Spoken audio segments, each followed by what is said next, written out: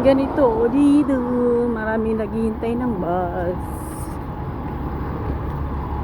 Ayan guys, yung mga tagalinis ng mga, ayan, itong bus na to,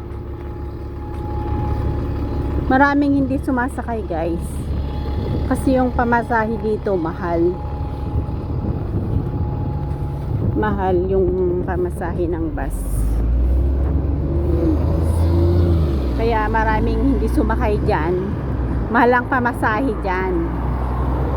Sayang din nga naman yung $3. Yan si kabayan.